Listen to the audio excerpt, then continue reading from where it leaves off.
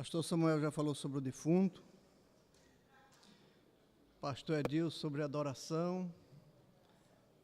O pastor Sheime sobre a igreja, né? E eu vou falar o livre-arbítrio. O pastor Humberto, eu chamei o pastor Humberto, nossa igreja dá uma aula aos nossos seminaristas, né? Ele tinha em torno aí de umas 20 palestras com os nossos seminaristas. Aí ele deu troco agora, né? Colocou aqui para ter umas 4 participações. Irmão, nosso assunto é um assunto sério. Muitos irmãos, bons irmãos, boas pessoas, bons crentes, têm passado um aperto com esse assunto. Na minha igreja mesmo, eu já passei uns apertos nesse assunto.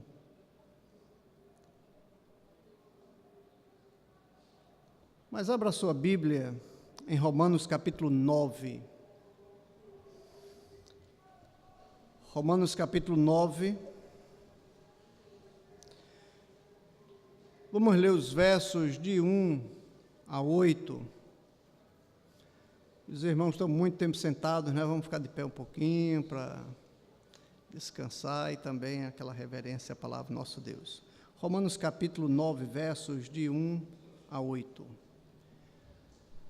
Todos encontraram?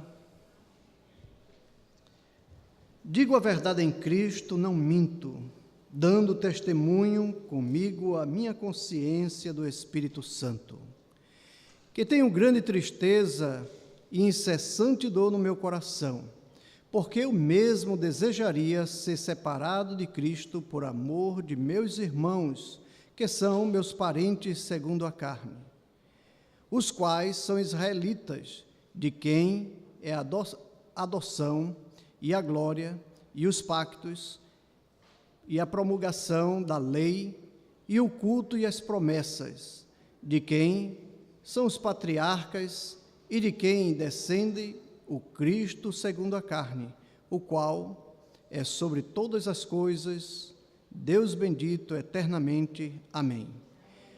Não que a palavra de Deus haja falhado, porque nem todos os que são de Israel são israelitas, nem por serem descendentes de Abraão são todos filhos, mas em Isaque será chamada a tua descendência. Isto é, não são os filhos da carne que são filhos de Deus, mas os filhos da promessa são contados como descendência.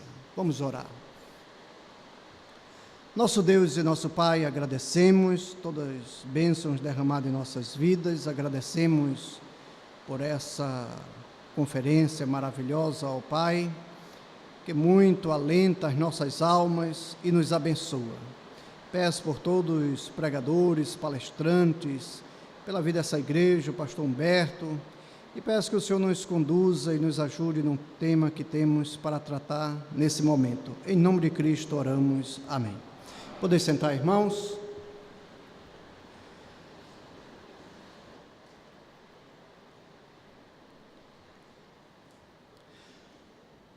Pastor Jaime já fez uma pequena introdução do meu assunto, né? Falou de Calvino, Agostinho, já falou Nicodemos, então tem tudo a ver, estou bem confortável. Como eu disse no início, irmãos, esse assunto tem perturbado alguns irmãos e algumas igrejas. honestamente. Eu estive uma vez lá em Manaus, pastor Ailson, a consagração dele, ele assumiu a igreja ali em Manaus, e Antônio Aleixo, o bairro. E ele estava tendo um problema lá, não é? E era uma congregação na época, e os irmãos foram até a igreja mãe, não é? É até cômico, irmãos, o assunto. E chegaram na igreja mãe e pediram para disciplinar Calvino e Armínio, que estavam criando muito problema na sua igreja, né? Eles ignorando a realidade do assunto. Mas, irmãos, esse assunto, o irmão precisa buscar dentro da palavra de Deus, para ter o seu descanso e convicção bíblica. Primeiro, o que é o livre-arbítrio? O dicionário português Aurélio diz que livre-arbítrio é faculdade do homem de decidir, escolher, em função da própria vontade, isenta de qualquer condicionamento, motivo, causa determinante. Livre-arbítrio, em latim, significa liberdade de escolha. Ela vem dessa palavra, não é? Do latim. Deus criou o homem à sua imagem e semelhança. Gênesis capítulo 1, verso 26. O homem, irmãos, foi criado um ser livre, dotado da faculdade de pensar, sentir e querer. É um ser moral, responsável por todos os seus atos. Uma vez criado, ele tem existência eterna. E ao homem entregou o Senhor Deus o domínio de todas as coisas. Ao criá-lo, disse, em Gênesis 1, 26, tenha ele domínio sobre todos os peixes do mar, sobre todas as aves dos céus, sobre os animais domésticos, sobre toda a terra e sobre todos os répteis que arrastam pela terra. Até mesmo o espaço sideral está sobre o domínio do homem. E o próprio homem reconhece a sua superioridade e exerce, tanto sobre o mundo animado e inanimado. Deus criou o homem um ser puro, inocente, mas ao mesmo tempo um ser livre e moral. E Deus, coerente na sua criação, fez crescer no meio do jardim a árvore do conhecimento do bem e do mal e a árvore da vida. Irmãos, isso é livre-arbítrio. O homem tinha plena escolha na sua decisão. Veja o que a Bíblia diz em Gênesis capítulo 2, versos 19, 16 e 17. Eu vou fazer a leitura, os irmãos acompanhem. E o Senhor Deus fez brotar da terra toda a qualidade de árvores agradáveis à vista e boa para a comida, bem como a árvore da vida no meio do jardim e a árvore do conhecimento do bem e do mal. Ordenou o Senhor Deus ao homem, dizendo, de toda a árvore do jardim comereis livremente, mas da árvore do conhecimento do bem e do mal, desta não comerás, porque no dia em que dela comeres, certamente morrerás. O homem, irmãos, no entanto, no uso da faculdade do livre-arbítrio, ele prevaricou, olvidou o aviso divino e comeu o fruto proibido e, consequentemente, caiu da graça divina. Mas, todavia, não deixou de ser um ser livre, responsável pelos seus atos e ainda a imagem e semelhança do Senhor. O anseio de Deus de lá para cá tem sido de recuperar o homem, restaurar o homem, mas por livre e espontânea vontade, a sua própria vontade. A soberania, vamos falar um pouco sobre soberania e livre-arbítrio. O que é soberania? O dicionário diz que soberania é caráter ou qualidade de soberano, autoridade suprema, autoridade moral considerada como suprema, poder supremo, irresistível, os direitos ligados ao soberano, extensão territorial sobre a autoridade de um soberano. A Bíblia ensina que Deus soberanamente, sem diminuir a sua soberania, deu ao homem o poder de escolha. Irmãos, não tem como negar a liberdade do homem de escolher.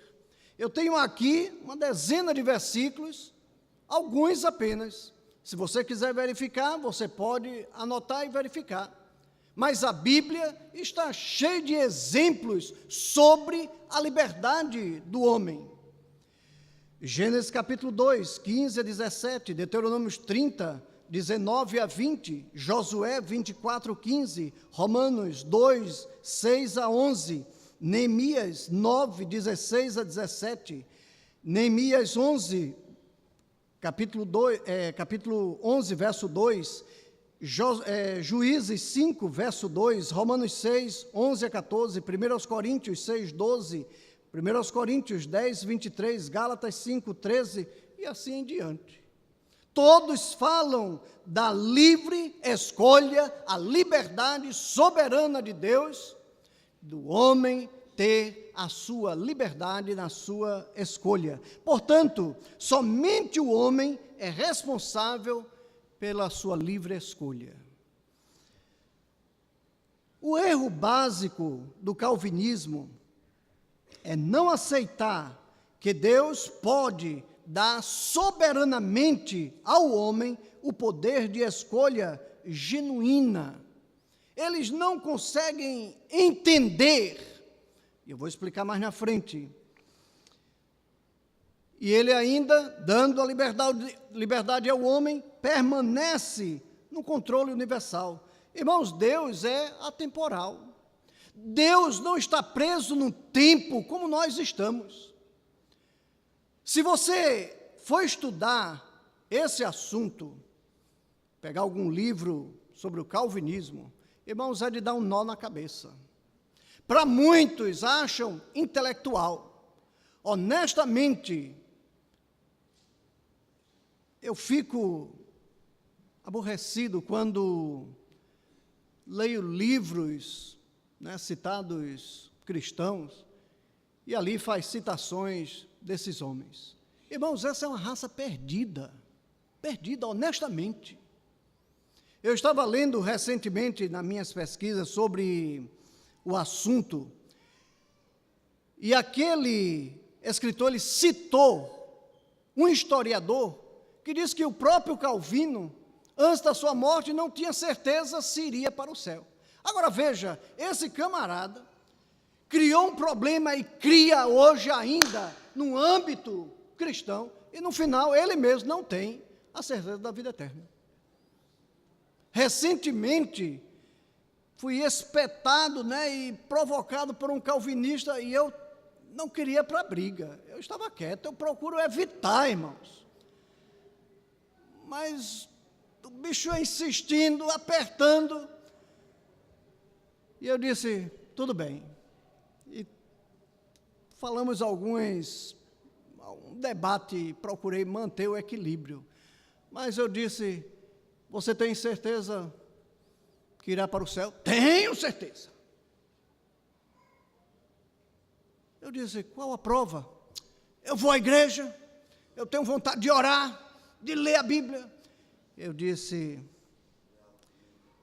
qualquer religioso faz isso. Qualquer religioso faz isso. E ele disse, você tem certeza que vai para o céu? Eu disse, os credenciais não estão em mim. está em Jesus Cristo. Está em Jesus Cristo. E eu soube recentemente que ele está em grande conflito se é um predestinado ou não. Eu espero que ele seja um salvo em Cristo.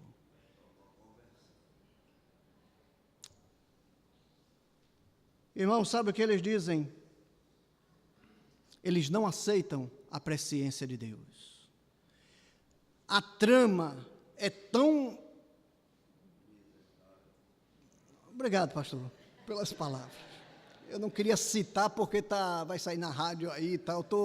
Eu estou moderando aqui com as palavras, não é? Eu não sou assim, eu não prego assim, mas está na rádio, eu vou procurar moderar minhas palavras.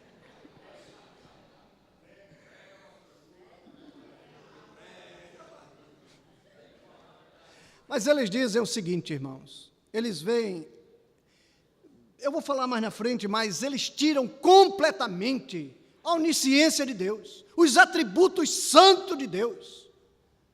Eles dizem que tudo que o homem faz foi Deus que determinou. O assassino, estrupador, tudo é Deus para a sua glória. Irmãos, é diabólico mesmo. É diabólico mesmo. Deus não é Deus suficiente para criar um ser livre e ele, como está fora do tempo, ele sabe passado, presente e futuro. Eles dizem que Deus já preparou tudo. Por exemplo, as irmãs que estão lá na cozinha, ele já determinou, vocês vão cortar as verduras assim, vocês vão preparar assim, vai ser feijão com tal ingrediente, tal, tudo é Deus. Agora o pior, irmão, sabe o que é o pior do calvinismo? Deus induz o homem ao erro, ao pecado, e depois ele vai julgar o homem daquilo que ele não foi culpado. Deus que levou ele a cometer esses pecados. Nós vamos ver isso mais na frente. É uma coisa do diabo, honestamente. Não é uma coisa de Deus. Você, salvo em Jesus Cristo, precisa se agarrar com as Escrituras, se vacinar contra essa raça. Essa raça, irmão, já vi destruir igrejas, amizades. Na minha família mesmo tem alguns, eu tenho comunhão só de família. Comunhão cristã é uma raça perdida. Uma raça perdida. Outros pastores, não quero, honestamente. Tenho um sobrinho da minha esposa que é pastor, temos amizade como família. Mas trocar a palavra de Deus com aquela raça, Deus me livre. Deus me livre. Agora Pedro diz que nós devemos olhar a onisciência de Deus, ou a predestinação, eleição, através da onisciência de Deus. 1 Pedro, capítulo 1, verso 2. Irmãos, Deus sabe tudo. Veja que Deus pequeno, se Ele controlasse todas as coisas, todos os seus pensamentos, todas as suas ações, para não correr o risco de você fazer alguma coisa que estivesse fora do seu controle. Deus, irmãos, Ele é grande. O Deus que servimos, Ele dá plena liberdade. Ele traçou no seu plano eterno uma salvação para essa raça depravada, caída, através de Jesus Cristo. Nós vamos discorrer na Bíblia todo o plano lindo de Deus sobre a vida eterna. Não é algo fechado, secreto, como eles dizem, só Deus sabe. Jesus disse em João capítulo 15, tudo que eu trouxe do meu Pai para vocês, eu revelei tudo. Não tem nada encoberto, tudo foi revelado.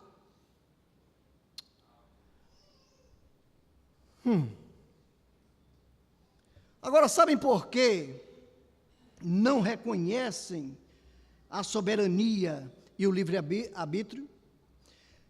Porque destruiria completamente as bases do calvinismo. Se eles reconhecerem, irmãos, acabou-se, acabou-se. O calvinismo ensina que Deus já predeterminou quem vai para o céu e quem vai para o inferno. Sabe, irmãos, quando eu tive contato pela primeira vez com essa doutrina, eu estava no seminário. Eu quase deixei de lado tudo. Eu disse, para que então? Para que formar pastores? Para que a igreja? Para quê? Deus já sabe quem vai para o céu, quem vai para o inferno, está tudo já determinado. Você pode pregar, falar, enviar, gastar o seu tempo, o seu dinheiro, tudo.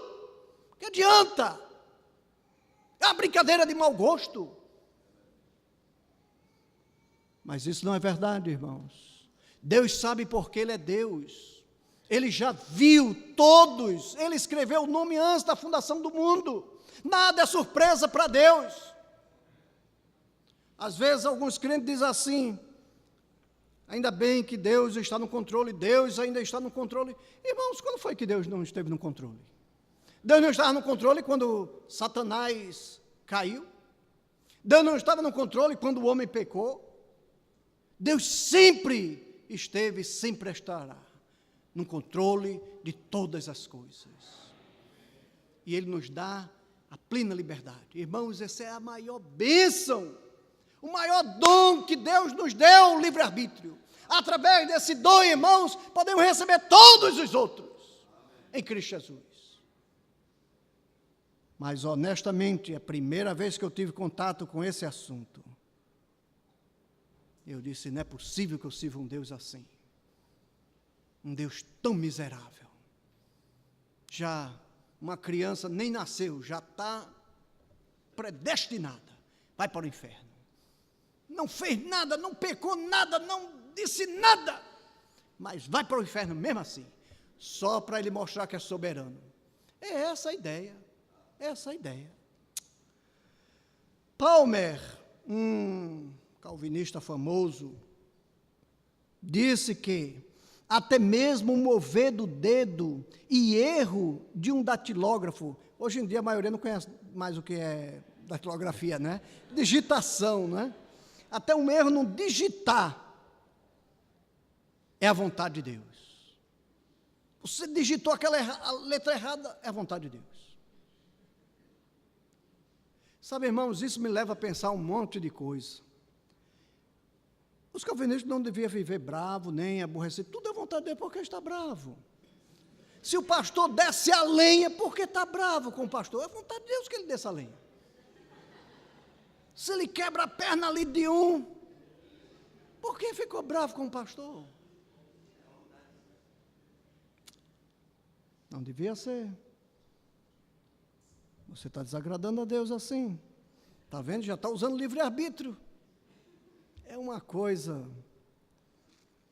O calvinista nega o livre-arbítrio através da sua definição de soberania. Fazer de Deus a causa de tudo, inclusive do pecado, ainda que o homem seja responsável por aquilo que Deus o leva a fazer. Isso é irracional, irmãos. Deus faz o irmão pecar, no juízo, vem cá, vai prestar conta do que você... Mas, Senhor, eu fiz porque o Senhor mandou. Como pode uma coisa assim? Dá para entender? Dá para entender? Anos atrás, tinha um rapaz na nossa igreja, um seminarista, ele se envolveu com esse negócio. Era um bom homem, bom pregador. E ele entrou nessa besteira. E um dia uma irmã chegou para mim, uma nova convertida, e disse, pastor, eu estou tão feliz, tão alegre, tão. Eu disse, fala, irmão, que houve tanta alegria? Ela disse, eu descobri que eu sou uma predestinada. Eu disse, é mesmo, irmão? E quem foi que lhe deu as boas novas? Irmão tal. Eu chamei ele e disse, irmão, você vai parar com o seu lixo aqui. Ou senão a próxima conversa você não vai gostar. E ele continuou, irmãos. E ele foi excluído da igreja. É um preço caro, mas eu vou ficar com as Escrituras. Ainda vou ficar com as Escrituras. Se Deus preordena todos os pensamentos, palavras, mentiras, estupros, abortos, terrorismo, assassinato, então o homem não passa de um mero robô, um fantoche. Vai fazendo isso, vai fazendo aquilo, você faz isso e tal. Irmão, que Deus pequeno, para nada sair do seu controle e tal. Eu encontrei alguns autores dizendo que Deus, mesmo Ele querendo, não pode salvar todo mundo. Outros dizem, não é que Ele não possa, Ele pode, mas Ele não quer. Então, irmãos, uma situação...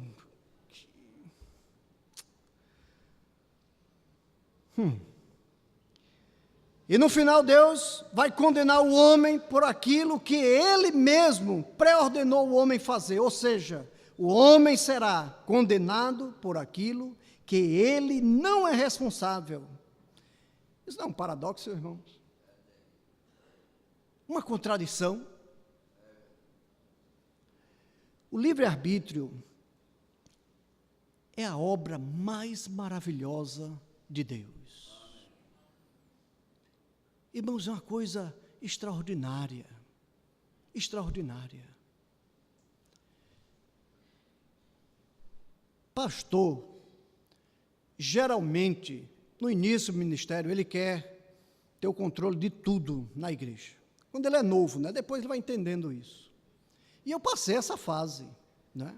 Está sorrindo ali, está falando ali, irmão. E cada culto eu saía, os irmãos lá em Diadema, né? Estou 20 anos em Diadema. No início de Diadema, os irmãos experimentaram essa parte, né? Essa minha fase. Foi por ali os primeiros 5 anos. E depois eu parei e disse, o que eu estou fazendo? O que eu estou fazendo? Saía mal da igreja, aquele irmãozinho ferido. E eu descobri, irmão, já tenho coisa demais para pensar. Está controlando o pensamento e vida e tal. Eu só ensino a palavra de Deus. E deixa Deus tratar o assunto com cada irmão. Uma liberdade. Até mesmo nós, cada pai com os seus filhos, vocês não podem controlar todas as ações, porque eles são livres, dado por Deus. Ainda que as suas ações não sejam corretas, ainda que o homem fere o coração de Deus, Ele deu a liberdade ao homem. E liberdade também para reconhecer que errou. O filho pródigo e vem e se humilha diante do pai. Pequei diante de ti e dos céus, perdoa-me. Que bênção, irmãos, que maravilhas a gente vê ali. Esse é o Deus que nós servimos. Então, irmãos, o livre-arbítrio é a maior maravilha das obras do nosso Deus. É, na verdade, um dom que torna possível todos os outros dons do nosso Deus. A palavra dom, no grego, tem duas traduções, carisma ou doreia. E os dois, irmãos, têm vários significados, mas vou ler os dois que têm o mesmo significado. Um presente, dádiva, gratuito.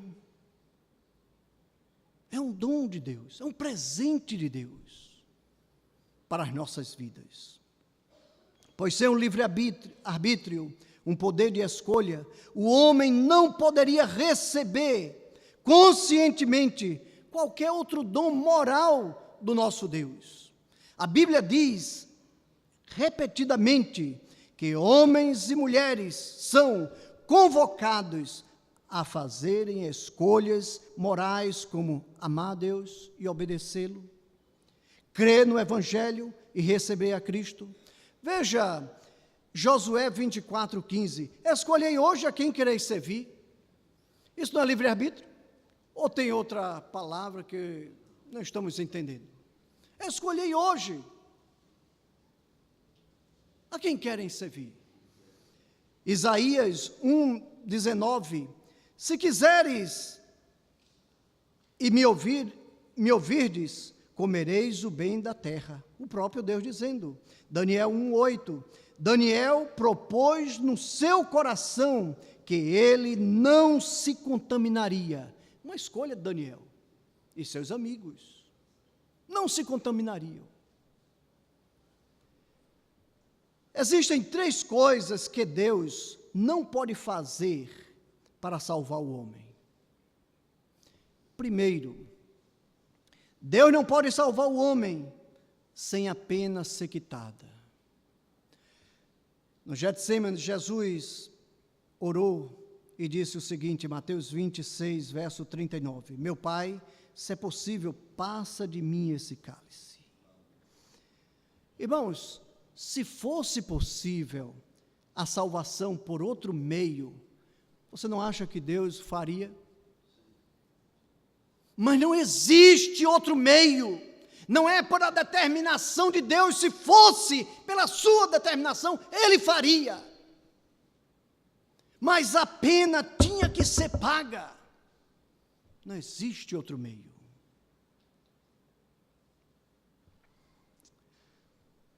Não era possível o homem ser salvo de outra maneira.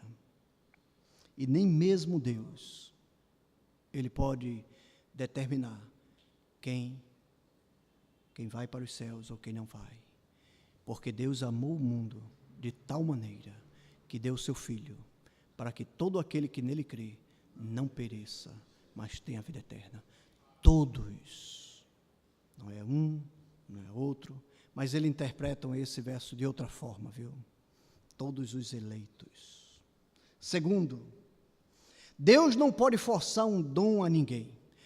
Você já deu um presente a alguém e ele não quis receber, e você disse, não, você vai ficar com esse presente, todo jeito eu quero te dar, é seu. E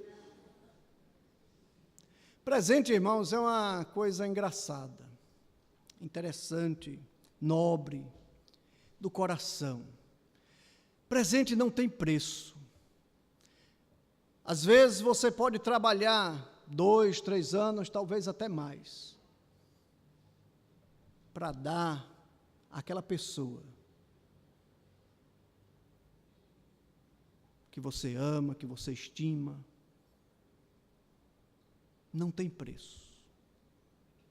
Não tem preço. Mas só pode ser recebida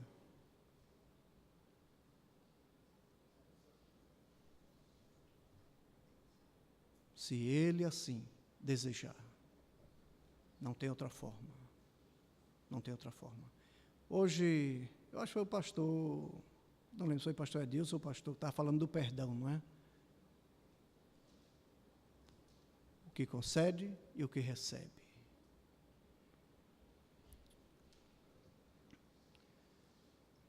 Deus não pode forçar um dom a ninguém.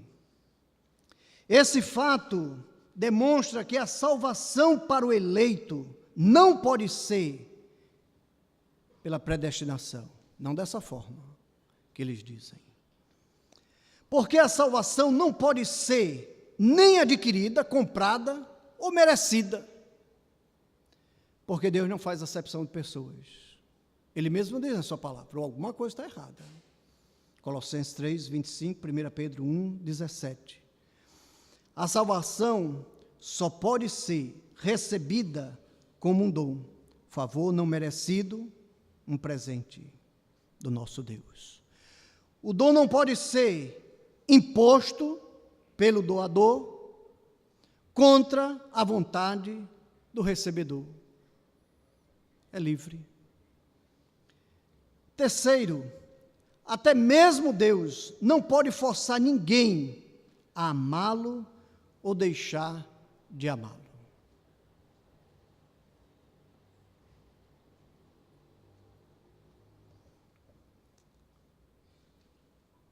Existe um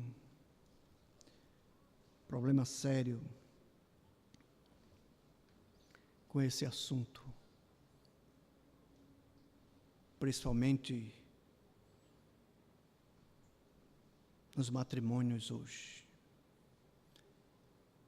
O casamento não tem mais volta, irmãos.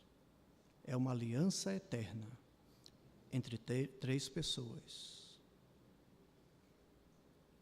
Outro dia o irmão estava me dizendo que não amava mais sua esposa. Eu disse, vai orar para poder aprender a amar. Vai pedir a Deus, põe amor no seu coração. Irmãos, Deus não pode forçar ninguém a amá-lo. Ninguém. Daí você vê todo tipo de denominação, problemas gravíssimos, blasfêmia contra Deus. E não vai melhorar não, viu? Não vai melhorar.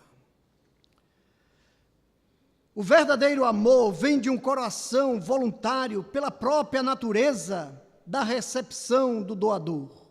O homem deve ter o poder de escolha vindo de dentro do seu coração, conforme Deus ensina. Veja Romanos 10, verso 9. Se com a tua boca confessares a Jesus como teu Senhor e em teu coração credes que Deus o ressuscitou dentre os mortos, serás salvo. A recepção do dom da salvação de Deus e do seu amor, tudo em Cristo e através de Cristo, no sacrifício de Jesus Cristo pelos nossos pecados, somente pode acontecer através do livre-arbítrio. Irmãos, não existe salvação a não ser pela liberdade que o homem tem de escolha. Nosso Salvador, repetidas vezes, disse, vinde a mim, vós, todos os que estáis cansados e oprimidos, e eu vos aliviarei. Mateus 11, 28. Veja o convite. Será que Cristo não sabia que já estava predeterminado quem iria a ele ou não?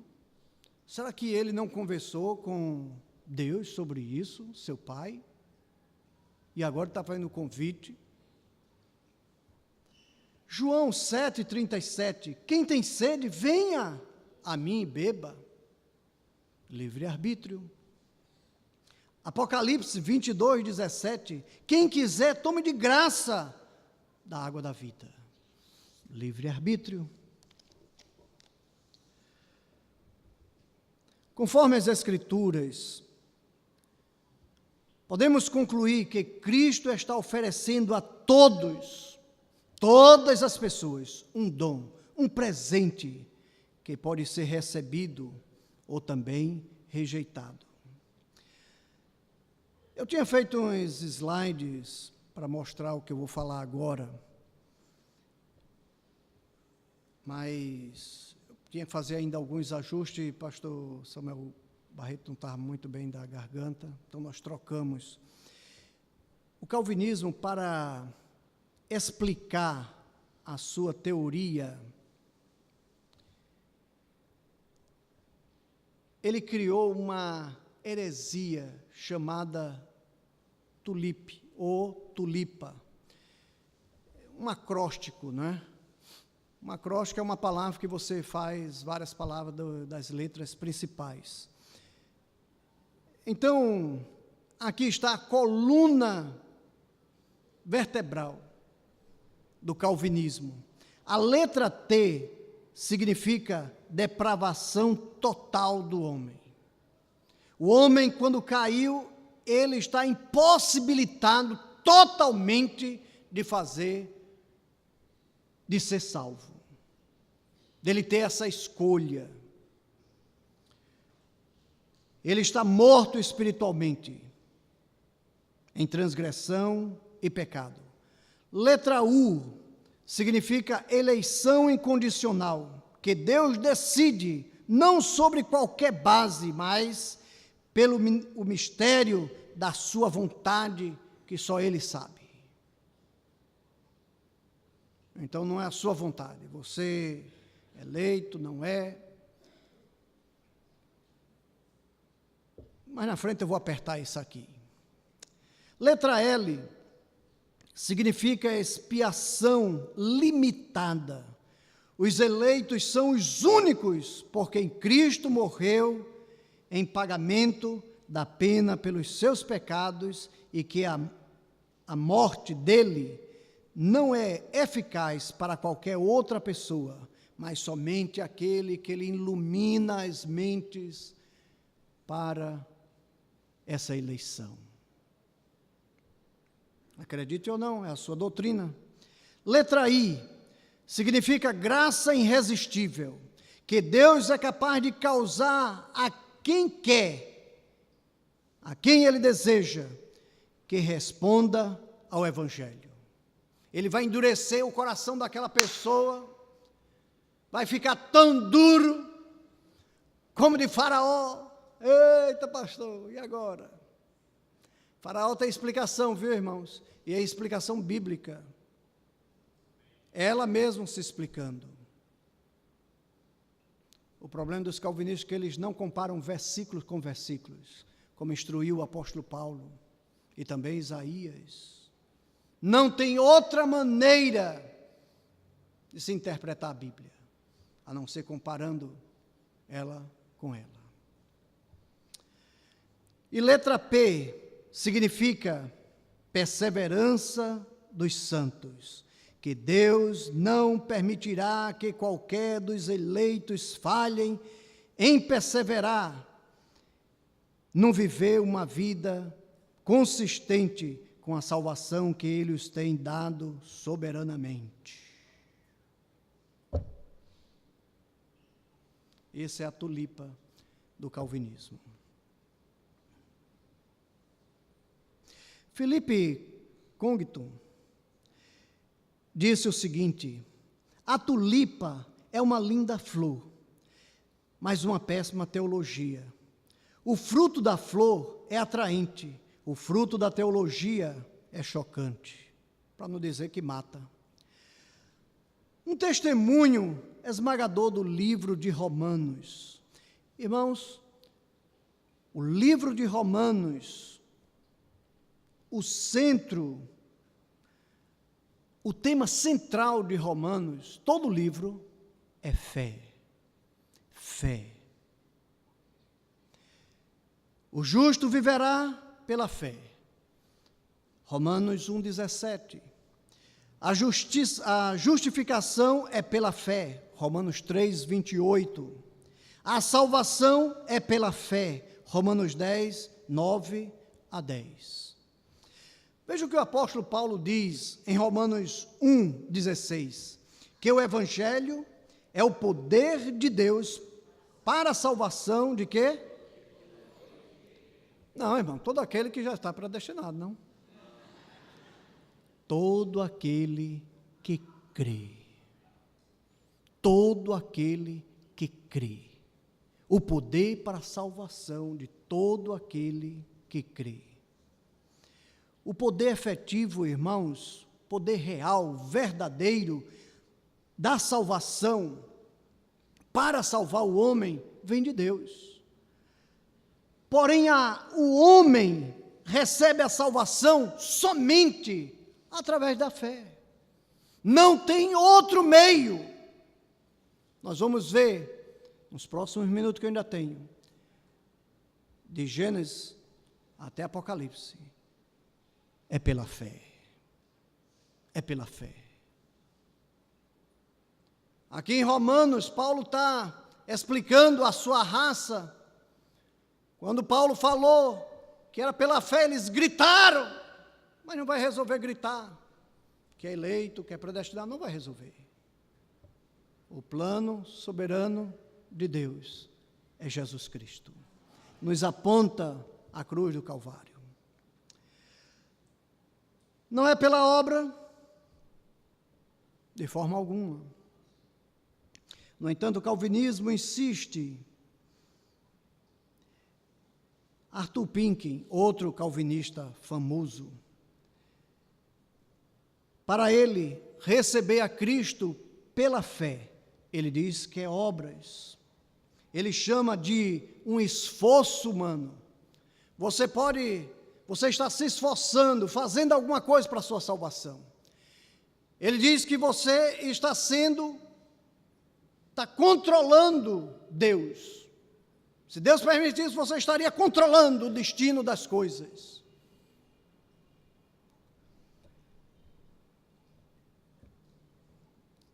Isso aqui, irmãos, não tem nada. São inverdades. A distinção entre fé e obra está tão clara na Bíblia, é tão óbvio, que eu não vou perder um tempo aqui para explicar. Mas se o irmão quiser ler Efésios 2, 8 e 9, Gálatas 2, 16, Romanos capítulo 3, versos 20 e 28, Atos 13, 39. E tem mais. Todos tratam desse assunto. Salvação não é pelas obras. Agora, os judeus, eles pensavam que a sua descendência já era uma garantia da salvação, que faziam parte do reino de Deus. Descendência abraâmica. Isso, irmãos, é salvação pelas obras. O apóstolo Paulo trata exatamente desses assuntos. Leia Romanos capítulo 4. Você vai amar esse capítulo. Romanos capítulo 9, nós vamos ver algumas coisas, não vai dar para aprofundar tudo aqui, mas a gente vai chegar a um ponto bom. Romanos capítulo 10, Romanos capítulo 11 e Romanos capítulo 12 tratam exatamente desses assuntos. Como pode agora a salvação ser estendida aos gentios? Os judeus, irmãos, não entendiam isso. Eles gritaram. Quando Paulo disse é para todos. Ele disse, como? Vai estender aos gentios? Isso não é justo. E a questão do seu querer? Da sua filiação?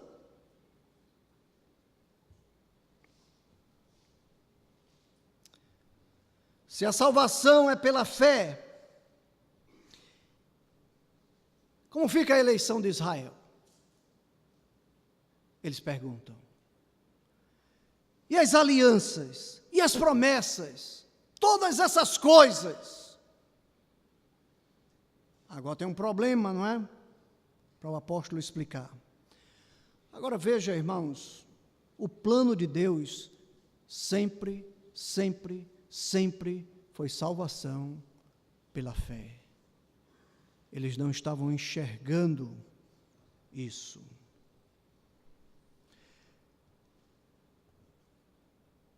Gênesis capítulo 12, versos 2 e 12.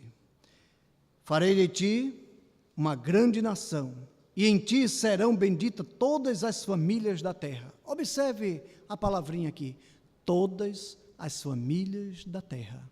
Ele não disse só a tua descendência. Pastor Gêmeo estava falando, Jesus ali com os samaritanos. Mas, irmãos, nós vamos ver outros versículos. Veja Jonas indo a Nínive. Aquele povo eram judeus? Não, mas espera lá, não é para os judeus?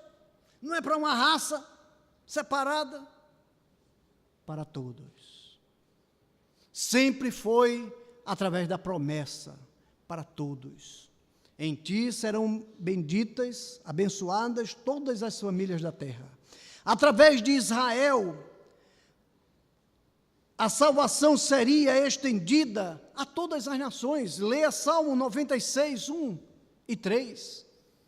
Ele diz para que todas as nações cante louvores ao Senhor. Mas como?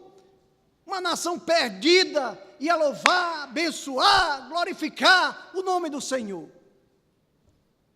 Através da promessa. É exatamente disso que o apóstolo ele trata. Abra sua Bíblia em Romanos capítulo 9, versos 30 a 33. Nós vamos ler aqui o fim, mas nós vamos lá dentro ainda. Que diremos, pois, que os gentios que não buscavam a justiça alcançaram a justiça, mas a justiça que vem da fé.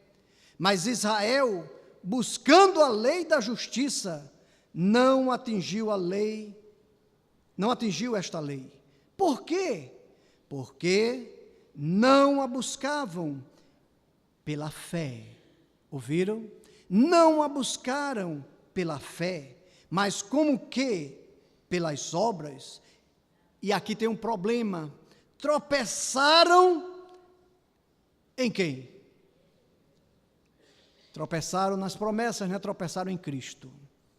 Tropeçaram na pedra de tropeço.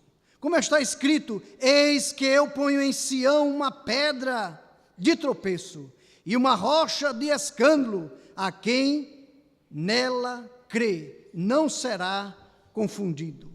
Irmãos, Jesus, ele usou como recurso para dar esse ensinamento aos judeus lá atrás. Veja Mateus 21, rapidamente. Mateus capítulo 21. Veja os versos 42 e 43. Disse-lhe Jesus: nunca leste nas Escrituras a pedra que os edificadores rejeitaram? Esta foi posta como pedra angular, pelo Senhor foi feito isto. E é maravilhoso aos nossos olhos. Portanto, eu vos digo que vos será tirado o reino dos céus e será dado a um povo que dê os seus frutos. A missão de levar o evangelho a toda a raça humana foi tirado e entregue à igreja. Sabe, irmãos, muitos irmãos na igreja estão de braços cruzados. E é exatamente por isso que eu digo aos irmãos, os batistas, nos nossos dias, estamos passando aperto, porque pensamos que estamos de férias.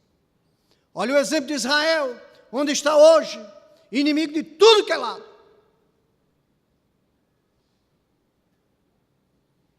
E os crentes hoje? As igrejas, irmãos, estão cheias de religiosos. Eu vou mostrar outro verso aqui. O povo de Israel conhecia muito bem as Escrituras. Paulo disse: estudaram tanto, leram tanto, conheciam tanto a lei. E milhares deles fizeram uma decisão. Mas, pastor, o que aconteceu aqui? Tinham as leis, conheciam, falavam de cor. E uma multidão fez uma decisão, registrou Lucas em Atos. Irmãos, as igrejas estão cheias de religiosos. Não têm nenhuma paixão pelo Evangelho. Não estão prontos a pagar o preço pelo Evangelho. Querem uma política de boa vizinhança. Que raça mole. Essa não é a raça do nosso Salvador. Nada desviou Cristo do seu alvo. Paulo disse: eu tenho um alvo e vou até o final. Muitos acham que ser crente é a igreja, decorar um versículo, fazer uma oração, cantar no coro, e ali uma visita, uma coisa, e está tudo muito bem, irmão, e um abraço e tal. Irmãos, a vida cristã não é para ser vivida na igreja, não! Nunca! Aqui chegamos para adorar. A vida cristã é na segunda, todo testemunho, lá fora, para que a obra do Senhor continue, para que essa raça aqui cale a sua boca. Mas nós, evangélicos, todos são irmãos, irmão, é todos, que nada, precisa de Cristo, e você vai responder por esse povo, viu? Você vai responder por eles. O apóstolo Paulo está dizendo que os judeus buscavam salvação pelas obras e não pela fé. Muitos estão assim. Muitos estão assim. João Batista, veja os gritos dele lá, em Mateus capítulo 3. Raça de víbora. Onde estão os frutos do arrependimento? Cadê os frutos, as marcas de uma transformação em Cristo? Só é a Bíblia debaixo do braço, é? Só é colocar um terno, uma gravata? É aqui dentro, irmãos. O acontecimento, a festa, é aqui dentro. Não é de fora para dentro, é de dentro para fora. Portanto, a salvação sempre foi pela fé nas promessas de Deus. Romanos capítulo 10, verso 12, porque todo aquele que invocar o nome do Senhor será salvo. E isso é livre-arbítrio. Todo, não apenas um grupo, todo aquele, qualquer pessoa. Um ladrão na cruz, uma prostituta sendo apedrejada, qualquer pessoa, o doutor, Nicodemos, não importa. Versos 1 e 2, tenho poucos minutos, mas vamos tentar tirar aqui, dentro do coração. Veja, Romanos 9, versos 1 a 3, vá lá rapidamente. Digo a verdade em Cristo, não minto, dando testemunho comigo, a minha consciência no Espírito Santo, que tenho grande tristeza e incessante dor no meu coração, porque eu mesmo desejaria ser separado de Cristo por amor de meus irmãos, que são meus parentes segundo a carne. Eu vou falar rapidamente esse verso, para a gente correr para os próximos. Irmãos, veja, humanamente falando, você não precisa nem ser um crente em Cristo, para ter esse entendimento. Será? Veja, Paulo diz, eu prefiro o inferno, como disse Moisés, em Êxodo capítulo 32, eu prefiro o inferno a ver os meus parentes partirem sem Cristo. Você acha que Paulo não conhecia o que é livre-arbítrio, predestinação? Ele não sabia. Ele não sabia que não era assim para todo mundo, que era um grupo. Agora, será que Paulo e Moisés, simples mortais, têm mais amor do que Deus? Será que o soberano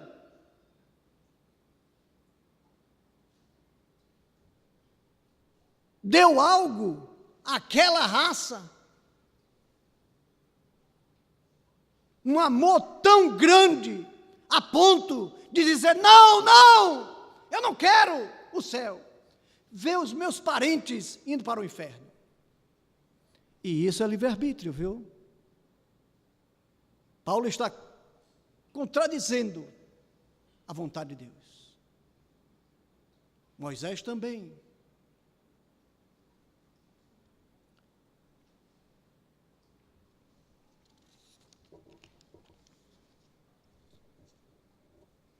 Versos 4 e 5.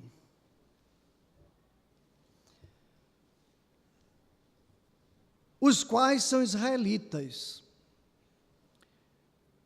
de quem é a adoção e a glória e os pactos. Veja, Paulo começa a explicar. E a promulgação da lei e o culto e as promessas. De quem são os patriarcas e de quem descende o Cristo, segundo a carne, o qual é sobre todas as coisas, Deus bendito, eternamente. Amém. Veja, o apóstolo continua o seu discurso, falando aos israelitas. Primeiro, ele diz, foram adotados como nação. O plano de Deus era uma nação sacerdotal. Através deles, todas as outras nações ouvirem do plano eterno de Deus para a salvação. Segundo, a glória de Deus. Aquele povo no deserto, eles viram na nuvem, no fogo sobre o tabernáculo. Eles tiveram as alianças abraâmica, mosaica, davídica. a proclamação da lei. Deus, irmãos, confiou aos judeus, o apóstolo diz isso em Romanos 3:2, confiou aos judeus as leis, para eles guardarem as leis. Paulo ali faz todo um discurso, se as leis são boas ou não, então ele vem explicando isso. E aqui ele fala novamente sobre esse assunto. Os patriarcas, e ele chega então nesse ponto. E Cristo veio deles, o qual é sobre todos, segundo a carne, ele é judeu, mas é Deus bendito eternamente, e amém. Paulo vem explicando todo o plano de Deus, o propósito de Deus a respeito da salvação. Versos 6 e 7, deixa eu ver meu tempo ali, irmãos. Quero um batista firme no seu horário. Veja os versos 6 e 7.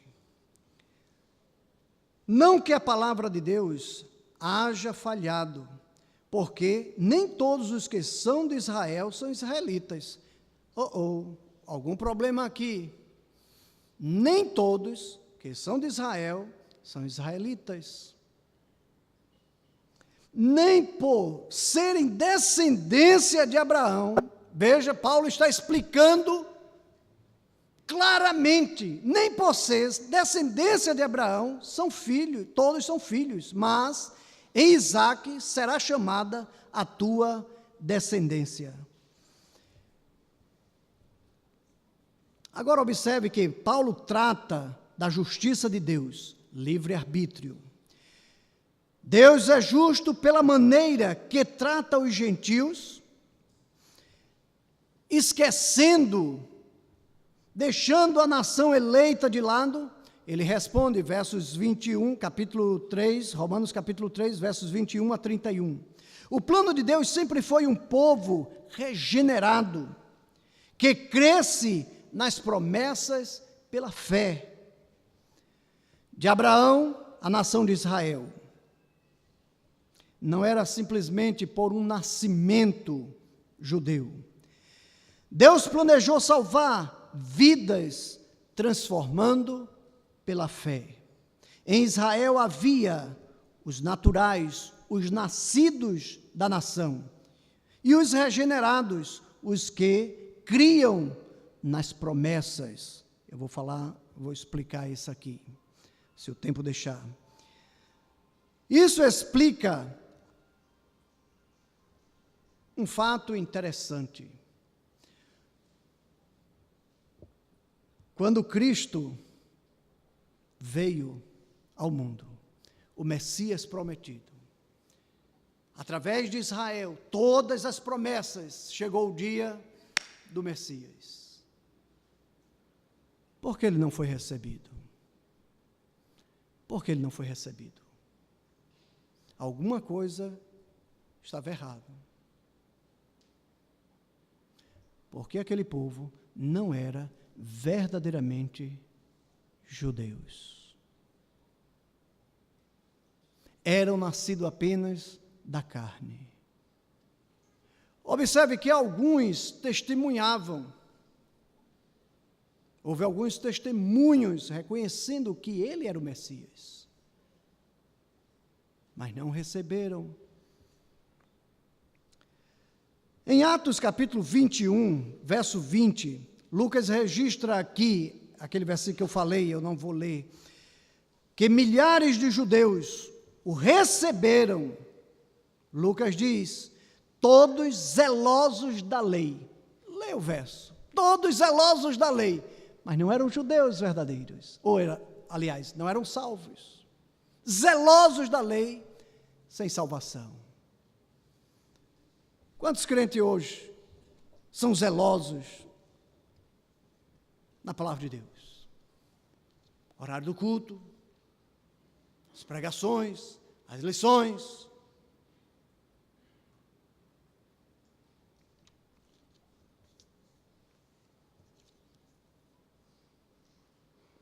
De João, os frutos.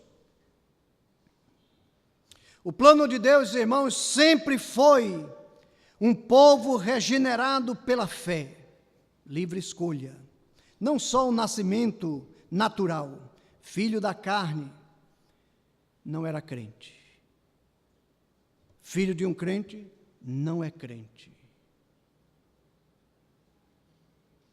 Seus filhos precisam de Jesus Cristo.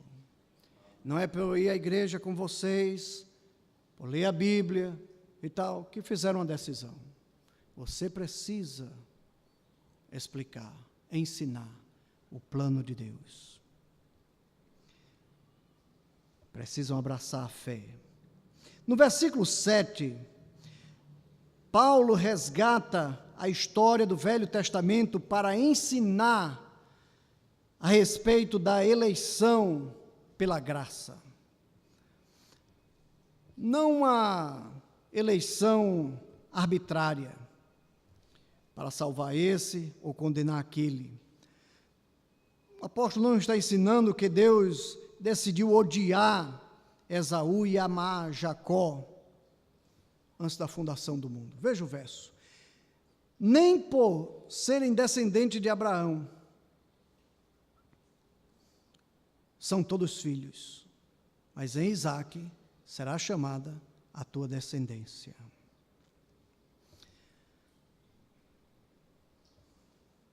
Paulo está dizendo que, mesmo sendo esse povo eleito, eles são salvos.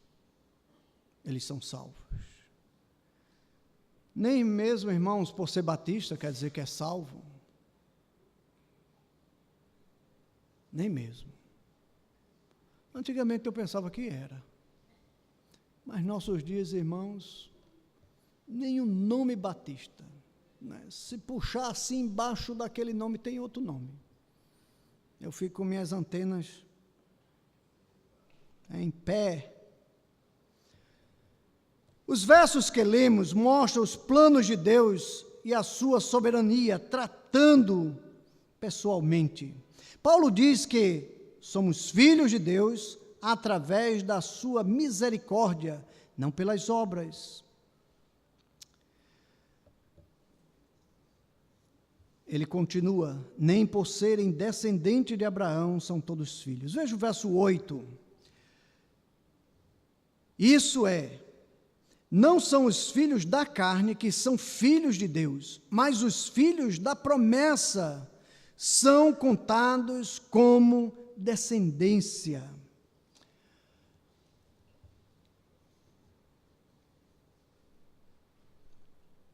Se você entender esse versículo aqui, esse versículo é o versículo central do capítulo. Se você entender esse versículo, você entende todo o capítulo. Agora, o problema dos calvinistas, sabe o que eles fazem? Eles pegam o capítulo, o versículo 11, como central do capítulo. Mas o versículo central é esse aqui. E nós vamos ver por quê.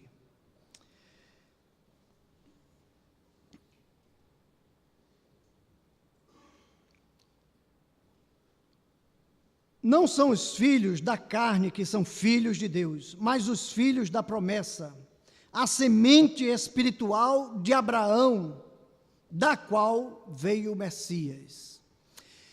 Esses são contados como descendência, não os filhos naturais que nasceram judeus. Tem que nascer de novo. Eu não vou demorar aqui, mas aqui explica.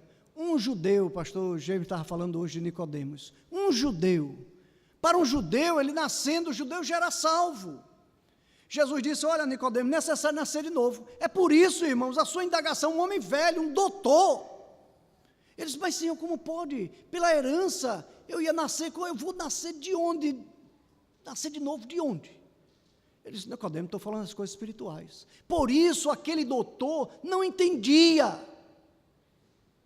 E essa dificuldade para os judeus. E ali vem toda uma explicação que eu não tenho tempo agora.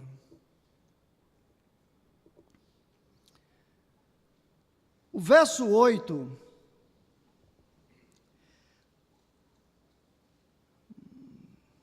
Deixe.